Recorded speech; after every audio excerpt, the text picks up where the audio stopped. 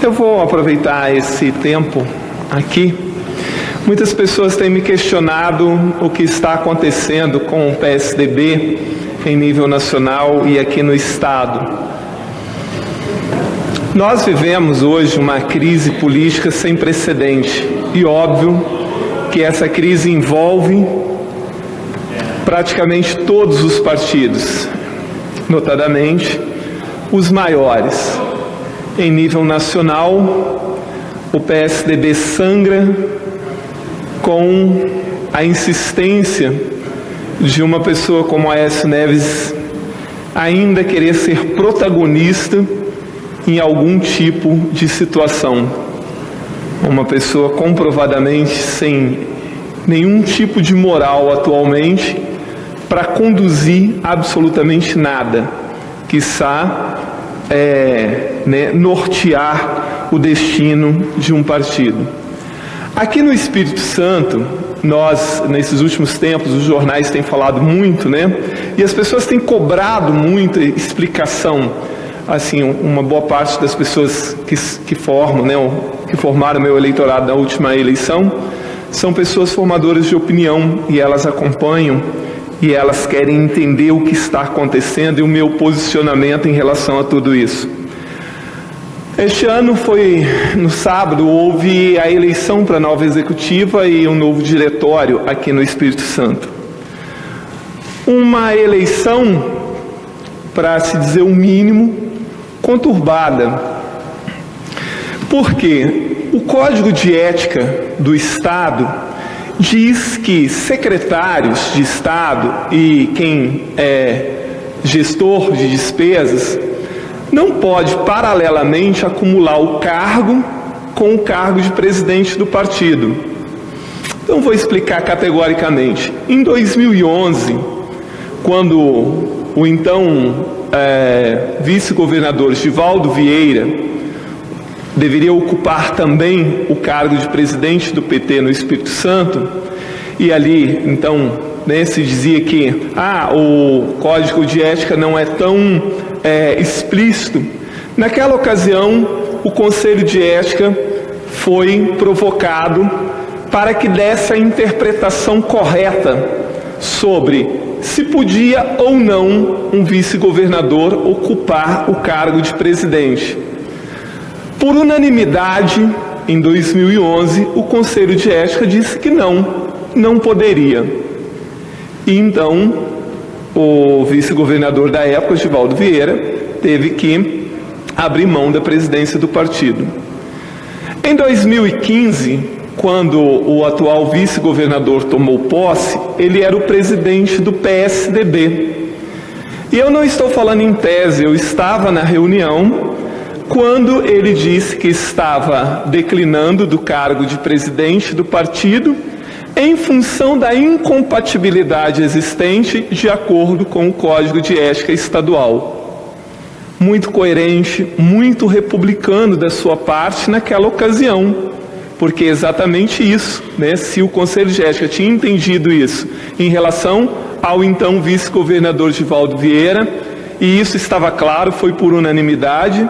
Nada mais republicano, mais ético, mais transparente do que também o vice-governador César Colnago deixar o cargo do partido, e eu estava na reunião quando ele assim se pronunciou na sede do partido no início de 2015. Pois bem, chegamos em 2017 e aí então haveria de ocorrer uma convenção estadual e a eleição da nova executiva do Estado. Em outubro, nós tivemos uma grande reunião do partido no cerimonial Oasis, com a presença das principais lideranças, tanto do interior quanto daqui, inclusive com a presença do vice-governador. Naquela ocasião, foi num sábado, o vice-governador, e todos se manifestaram ali, mas não disse que ele estava trabalhando a possibilidade de filiar 2 secretários de Estado. Um deles, muito polêmico para se dizer o mínimo, que é o secretário Otaciano Neto. 2 dias depois desta reunião ampliada do PSDB, na casa do vice-governador, sem que ninguém soubesse, sem que ninguém fosse comunicado, os secretários Otaciano e Enio Bergoli foram filiados pelo vice-governador. A pergunta que até hoje está no ar: por que isso foi escondido do partido inteiro? Porque 2 dias antes, com todo mundo reunido na reunião ampliada do PSDB, isso não foi tornado público. Pois bem, nesta ocasião já ventilava-se a possibilidade, ou os jornais ventilavam o fato de que o vice-governador tinha intenção de se candidatar à presidência do partido. O que foi uma surpresa para todo mundo. Ora, se o Conselho de Ética já tinha interpretado lá atrás que vice-governador não podia ser presidente de partido, e se o próprio vice-governador César Colnago, em 2015, tinha deixado a presidência do partido alegando a incompatibilidade, como agora ele poderia ventilar essa possibilidade de candidatar-se? Mais uma vez, o Conselho de Ética foi provocado. E numa votação suspeita, atropelada, o Conselho de Ética reuniu-se e por 3-2 entendeu que o vice-governador poderia candidatar-se. Ora, o mesmo Conselho de Ética de 2011, que por unanimidade considerou que o vice-governador Givaldo não poderia, agora estava votando diferente, mas eis que nesta reunião do Conselho de Ética, se é que aquilo pode ser chamado de ética, o presidente anula o voto de um conselheiro para que ele próprio pudesse votar e a votação ficasse 3-2, porque do contrário seria 3-2 contra a possibilidade do vice César Colnago se candidatar. A Transparência Capixaba entrou com um recurso pedindo para que o Conselho de Ética reavaliasse toda a situação. Por incrível que pareça, o Conselho de Ética disse que só faria isso depois da eleição da executiva do PSDB.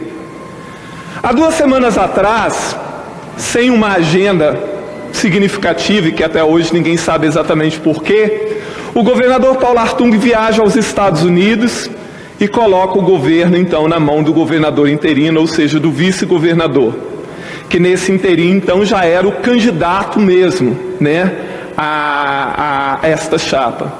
E usa deste cargo, fazendo reuniões no Palácio com delegados do PSDB, com vereadores, com prefeito, para pressionar a seu favor, usando deliberadamente a máquina do governo para pressionar os delegados do partido a seu favor. Na semana passada não foi diferente. O vice-governador tirou licença, mas passou a fazer entregas no interior do estado da mesma forma. Uma forma completamente antidemocrática, antiética. E tudo isso para fazer valer aquilo que é o objetivo do governador Paulo Artung: colocar o PSDB em suas mãos. E foi desta forma, então, que sábado, na eleição, as 2 chapas que concorreram, uma liderada pelo prefeito de Vila Velha, Max Filho, da qual eu fazia parte, outra liderada por César Colnago, a do César foi a chapa vencedora, com a mão pesada do governo. Agora, vocês que me ouvem, imagine se o governo foi capaz de fazer o que fez para manter um partido em sua mão. Imagine o que fará até 2018 para eleger-se a si mesmo e a seu grupo. Porque a alma da mãe ao diabo já vendeu há muito tempo.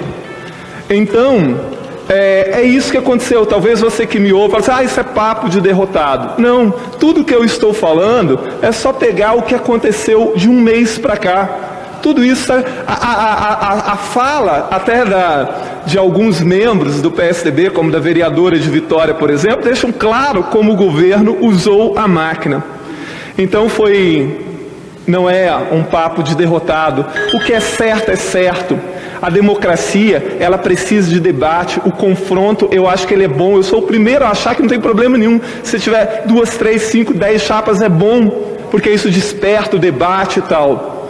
Agora as coisas têm que ser feitas dentro da ética, do republicanismo, da legalidade, da transparência, e não da forma de forma sorrateira, obscura e, sobretudo, usando o dinheiro público em benefício do grupo artunguista.